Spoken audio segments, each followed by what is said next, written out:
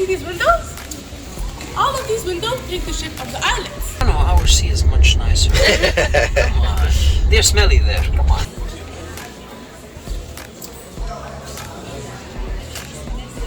Type is so weird. Okay, so you can take a look at the big screen over here. So unfortunately, there's an error with this computer. Each and every time I ask them just to cut down that tree.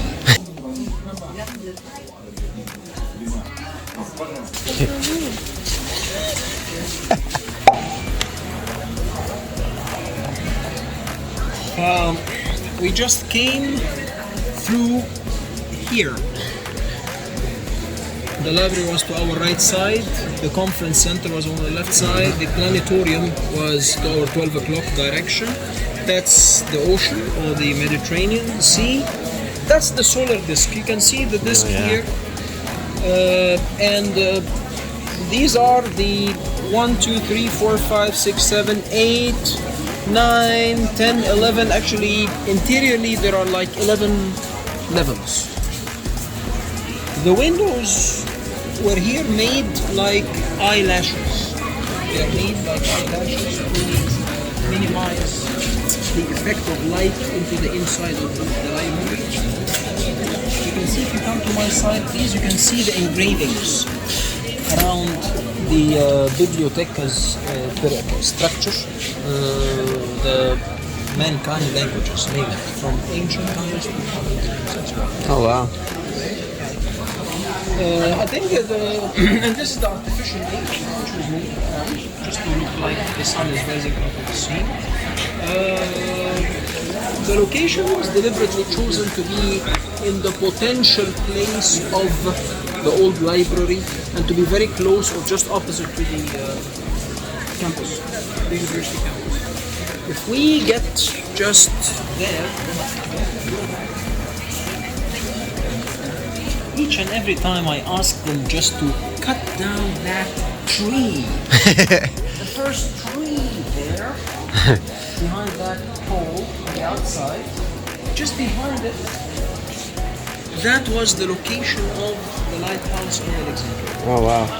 It was there, which is, if you remember the U-shape, we get out to the beach, we'll see that, but I mean, if you remember, it was like a U-shaped carving. On the left horn of that shape, there was the lighthouse built at the time of Ptolemy II, almost 328 before Christ, completely demolished in 1377 because of a severe earthquake took place. But this was not the first earthquake, it was broken down over the times. But 1377 was the final one. Major. So in 1470, in another maybe 100 or less years than the destruction, they built that building there, which is a fort, like a naval fort called Qaitbay Fort. During the time of the Mamelukes, people who were occupying Egypt from 1200s to 1500s, preceding the Ottomans or the Turks. And the Turks came and defeated the Mamelukes and they took over. So they built this as one of the many fortresses to protect Egypt's front line, sea front line, which is still one of the sites which is open over there. In between here and there, on that U-shaped thing, is the fisherman port in that spot. Yeah, but the Qaitbay Fort, it's like a Roman-style fort. And the building is in the middle and having 4 towers, 4 corners, and so on. It used to be also like a military museum over there, displaying lots of old weapons and so, but not anymore, as they moved everything to one big specialized military museum in Cairo, next to the Mosque of Muhammad Ali that you visited the other day with me. Okay. You can see the elevation from here. That the disc-shaped building actually comes from the sea and rises that way. So the elevation goes from the bottom floors down there to the top floors on that side.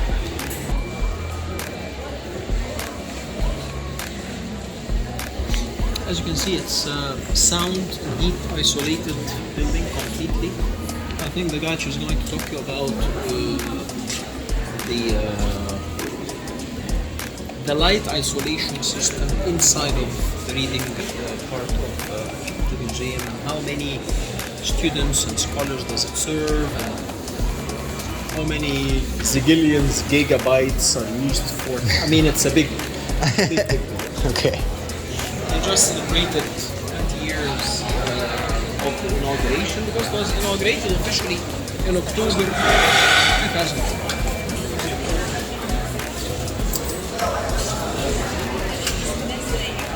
Mr. Demetrios was the founder of the library.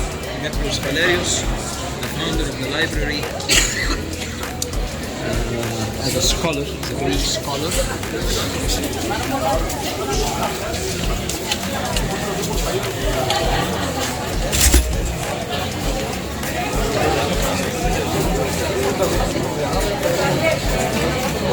You're all here for the English tour? Okay, so good afternoon and welcome to the Library of Alexandria. My name is Zaina and I'm going to be the tour guide for today. So if you just follow me, we're going to start at that statue over there. First, I will start with a small brief about the ancient Library of Alexandria. So this over here is a statue of Demetrius Valerius. He was a philosopher, a statesman, and the governor of Athens, and he was the first person to suggest the idea of building the ancient library to King Ptolemy I, who was the ruler of Egypt at that time. King Ptolemy accepted his idea and established the ancient library back in 288 BC. However, the library truly flourished during the reign of King Ptolemy II, who was known as the patron of arts. He made the library a leading center for arts and science, so scholars and great thinkers from all over the world used to come to Alexandria just to study and exchange ideas in the ancient library. The library was said to have about 700,000 scrolls, which is the equivalent to about 100,000 modern-day printed books. And because of this huge amount of scrolls, the daughter library was established by King Ptolemy III so that they could accommodate more scrolls. Unfortunately, both the ancient library and the daughter library were eventually destroyed. The first incident happened in 48 BC during the Alexandrian War between King Ptolemy XIII and King Cleopatra VII. They were fighting over the throne of Egypt, and during the conflict, part of the library caught on fire, and unfortunately it could not be recovered afterwards. After this first incident, many other wars as well as natural disasters and earthquakes led to both the ancient library and the daughter library to be completely destroyed by the year 400 AD. Absolutely nothing remained except for one scroll of papyrus. We have an exact copy of that scroll down below in the Manuscripts Museum. However, the original one is located in Vienna, Austria. So what about this modern library we are standing in currently? This was the idea of Dr. Mustafa al-Abbadi, who was a professor in Greek-Roman history in the Alexandrian University. He first suggested the idea of reconstructing or reviving the ancient library back in 1972, and Egypt liked his idea. So in 1989, Egypt collaborated with UNESCO to hold an international competition to choose the design of the library. Out of 1,400 architectural offices that participated in this competition, a Norwegian office called Snøhetta won the first prize. So they began constructing the library in 1995 and finished it in 2001, meaning it took 6 years in total to complete. However, it officially opened on the 16th of October 2002, so it has now been opened for 20 years. Any questions? Is this built on the same spot as the ancient library? Yes, this is the same area it was in before. Yeah. Okay, so now we're going to move on to this model behind you over here. This over here is a miniature external model of the library. This whole area is called the Cultural Plaza and it holds the three main buildings. The first building is this white one over here. This is called the Conference Center, and it was actually opened in 1991, so almost 10 years before the rest of the library, and it was designed by an Egyptian architect called Hassan Azzad Abu Dis. It has a very unique design as it incorporates both ancient and modern architecture. You can see the ancient architecture in the pyramid structures on the side of the building as well as on the roof, and also the four pillars at the front, which take the shape of a lotus flower from the top. You can see the pillars more clearly behind you on the building itself. The lotus flower is meant to represent the ancient Egyptian civilization. You can see the modern architecture in the glass facade of the whole building, so all the windows on the outside are made out of glass. The conference center has 12 halls and it can take up to 3,400 people at the same time. So the library hosts over 1,000 events in the conference center every year. The second building is this black one over here.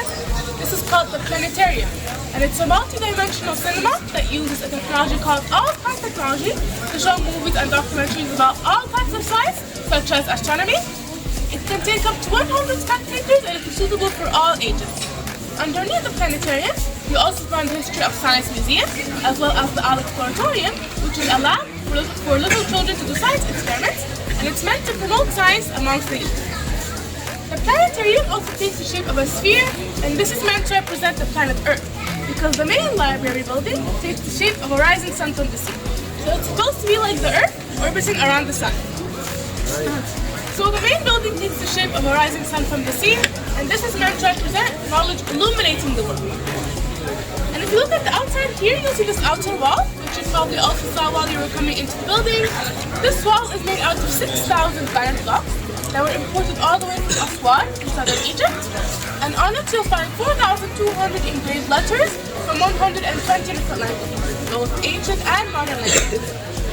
This is meant to represent the unity of cultures and civilizations inside of the library. Finally, over here, you'll see this bridge. This bridge actually connects the main library building to the Alexandria University, which is right across the street, and it's meant to represent the transfer of knowledge from the library to the university to the rest of the world. Any questions about the model? Okay, so now we're going to go into the main reading area, so please prepare your tickets and follow me. Okay, so this area we are currently standing in, this is called the Callimachus Triangle. Callimachus is a Greek poet, and he was the first person to set the rules of cataloging in the ancient library. This triangle was built like this, so that we could see the main reading area without disturbing any of the readers down below. So we are currently standing on the ground floor. The entire library consists of 11 floors in total, so there are 4 below sea level and 6 above us. These first 7 floors of the same color are for the main reading area and specialized libraries. Those 2 wide floating floors, they take the shape of a sailing boat, and they are for conferences and seminars. The 10 and 11 floors, you cannot see them from here, but they are for administration and servers. So, what you're looking at behind me here, this is our main reading area, and it's actually considered to be the biggest open reading hall in the world, as it can take up to 2,000 readers at the same time. The library was also built to accommodate up to 5 million books. However, our current collections have reached about 2.5 million books. These are in 80 different languages, and they cover a wide variety of topics. And because we have so many books, we also have smaller, specialized libraries to make what you're looking for easier to find. For example, the first specialized library, you can see at the very bottom floor with the lights. This is our maps library. Inside you'll find a collection of about 7,000 maps, making it the biggest maps library in the Middle East. On the floors above it, you'll also find the multimedia and arts library, as well as the rare books library. And here behind this black gate, this is our Francophone library. So it's a library for French books. It was actually established after a huge donation from the French National Library, where they donated about 500,000 books, making it the biggest donation from one organization to the other internationally. And because of this donation, it makes this one of the biggest Francophone libraries outside of France. Here on our floor, you'll find 2 more specialized libraries. They're at the back behind desks. One of them is called the TOY-bBOX Library, and it was named after TOY, who was a very famous Egyptian blind writer. So this is a library for the blind and visually impaired. So inside you'll find braille books, audio books, and other resources to help the blind to be able to read. And beside it, you'll also find the special needs library for children with special needs. Finally, on the floor above us, you'll find 2 more specialized libraries. One of them is the children's library for children aged 6 to 11, and the second is the young people's library for children aged 12 to 16, and that's because, unfortunately, children below the age of 16 are not allowed into the main reading area. Here you also see some of our computers. All of these computers are free to access and connected to the Wi-Fi. They're also connected to the VA catalog, which is a system that you can use to search for any book that you want in the library. So you can search by the name of the book, the author, the subject, the language, and you'll be able to find its location within the library. So, those are some of our services that we offer here. Now let's take a closer look at the internal design of the library itself. So first of all, if you look at the ceiling, you'll notice it's not straight, it's actually slanted. It takes an inclination degree of 16.5. And this is to allow the sunlight to illuminate the waiting area without allowing any harmful sun rays to come in and disturb the readers or damage the books. And you also see these windows? All of these windows take the shape of the eyelids, and the glass shutters on the outside take the shape of the eyelashes. They also perform a similar function to the eyelashes as they prevent water and dust from accumulating on the windows. Below, you also see these colored glass panels. The green glass represents the land, while the blue represents the water, and these two colors were also scientifically proven to be the most relaxing colors for the eyes while reading. Throughout the reading area, you'll see 66 out of 98 pillars in the whole building, and these take the shape of a lotus flower from the top. Our library also consists of 3 main walls.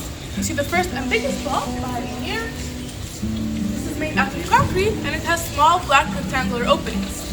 These openings have an acoustic function, meaning that they absorb sound in the library to reduce the echo. These openings also represent the storing racks, where they used to store the papyrus scrolls back in the ancient library, because at that time they couldn't store them on shelves like modern day books. The second wall, this is behind me here, this is called the Black Zimbabwe wall, and it's made out of black granite blocks that were imported all the way from Zimbabwe in southern Africa. And this is actually considered to be one of the most valuable kinds of granite in the world. Finally, the last wall, this is behind it, is this gold brown colored wall. This is made out of Egyptian oxidized brass, and it also has small holes or pores in it, which helps to absorb sound and reduce the echo in the library. This color was also a preferred color for the ancient Egyptians in their temples and graves. So that's the internal design of the library. Now let's take a closer look at some of our permanent exhibitions that we can see from here. You'll see the first one behind me here with the machine. This is called the Bulak Press Exhibition, and is dedicated to the first ever official printing press to enter Egypt in 1820 under the reign of Muhammad Pasha, who was known as the founder of modern Egypt. The first book to ever be printed using this printing press was an Italian-Arabic dictionary back in 1822. The second exhibition is on the wall over there in the glass Istanbul tapestry. Everyone see?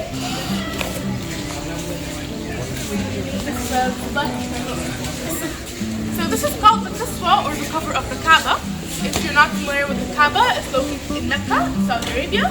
It's a holy place for Islam, and it's where Muslims go for pilgrimage. So it's like a cube structure, and this is what they use to cover the door, so it's like a curtain.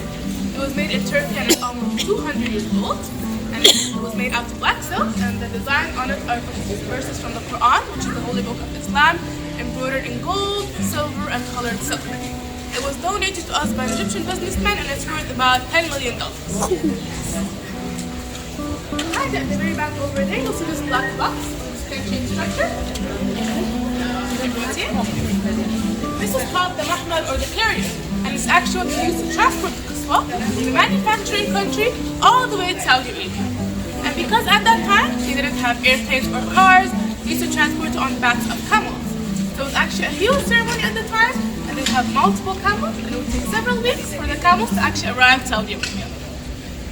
So does anyone have any questions here? The rare books that down there at the rare books.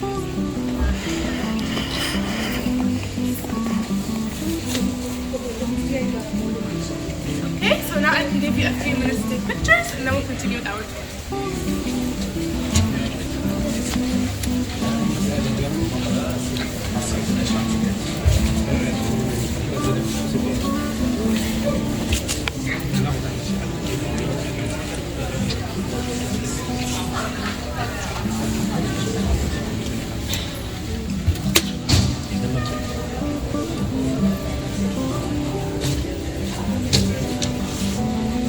He's not even studying anymore. He's just scrolling through Instagram.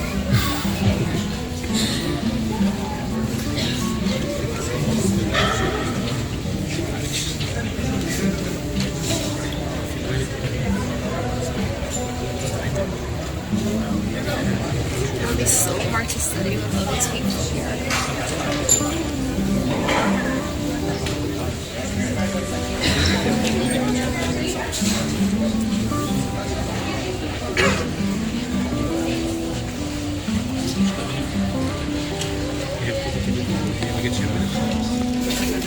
Okay, so you can take a look at the big screen over here. Okay, so unfortunately there's an error with this computer, so we're going to go inside to the other computer. Yeah, I'm gonna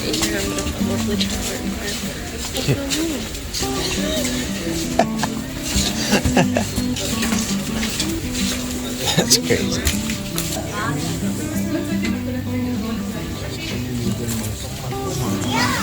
Go. Okay, so now we're going to go down the stairs. However, you're free to use the elevator as well. Just click on the B1. Okay, so before I start explaining the park here, I just want to mention that I couldn't explain the website upstairs because of the error, but if you want to, you're free to check out the website. You're free to check out the website yourself after the tour. The name of the website, bibalice.org, is written at the back of the screen in white. It's completely free and it's accessible to all over the world on any device.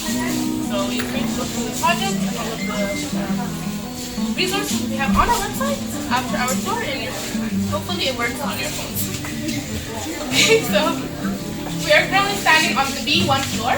Here you'll find all of our 17 permanent exhibitions, as well as our 4 museums. The one we are standing in currently is called the Ahmed Abdul Wahab exhibition. Abdul Wahab is a prominent figure amongst Egyptian contemporary sculptors. So you can see one of his works here. He took great inspiration from the Cairo Eschaton, who was the father of Tutankhamun. His features in the wide eyes, the long nose, thin lips, as well as the long thin neck and fingers. You'll find these features in most of his artwork, which are showcased in this exhibition here. And if you go down, either using this ramp or the stairs at the very end, it will lead you to a corridor with more exhibitions. There you'll find pottery, sculptures, paintings, as well as many other forms of art exhibitions. And at the very end of that corridor, if you turn left, it will lead you to our Sedat Museum, which is a museum dedicated to our late President Anwar Sadat.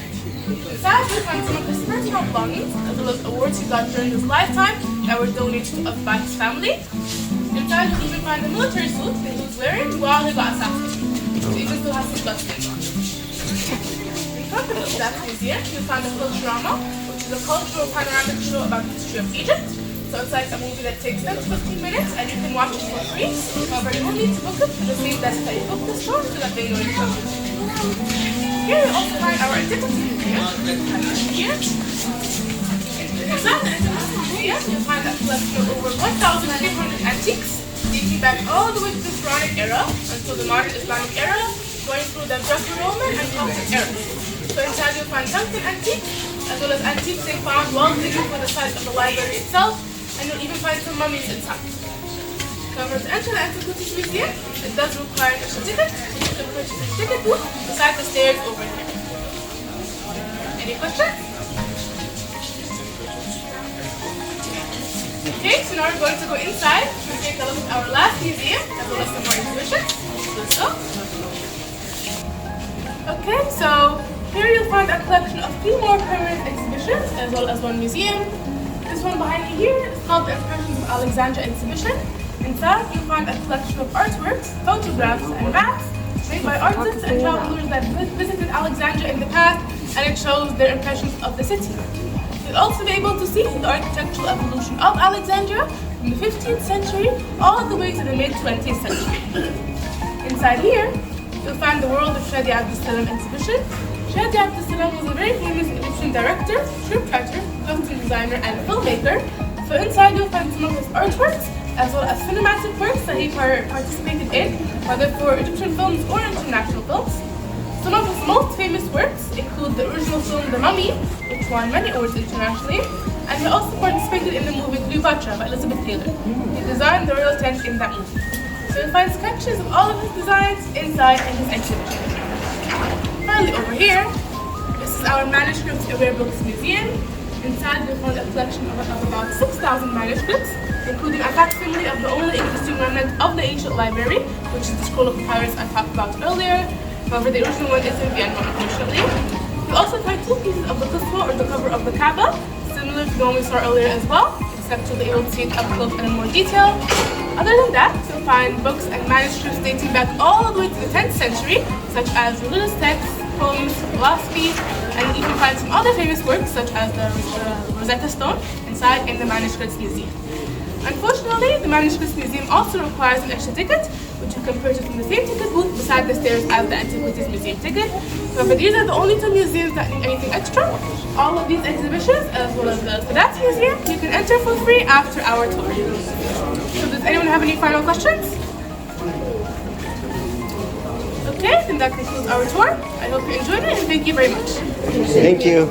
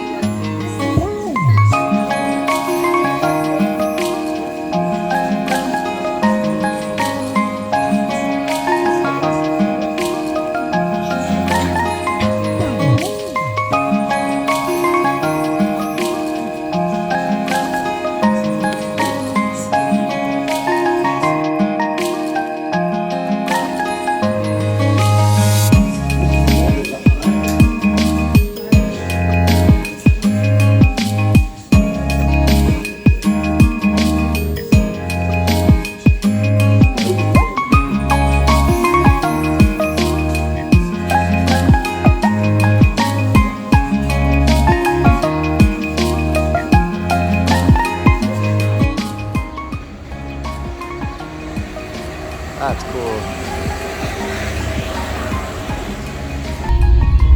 We're going to detour actually, so we'll be on the other side now. Is it your first time to see the Mediterranean, or have you been to before that? Oh, no. In the country? Nope, never been. First time? This is the first time I've been out of the US. Oh, really? Yeah. Your first time ever? Yep, Okay, ever.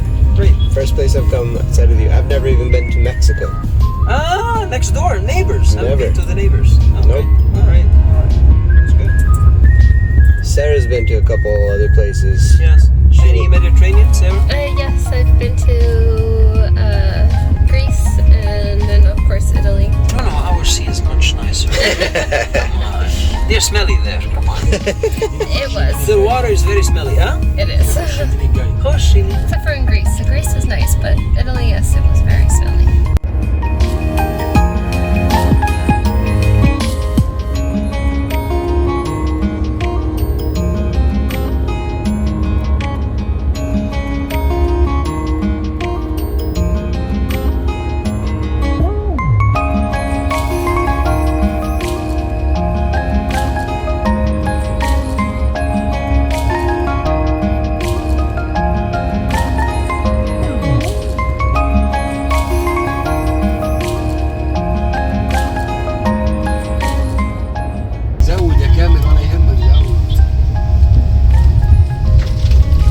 Welcome home. Thank you. It was a lovely drive. Crazy. No, lovely. Yep. Quite comfortable. Yep.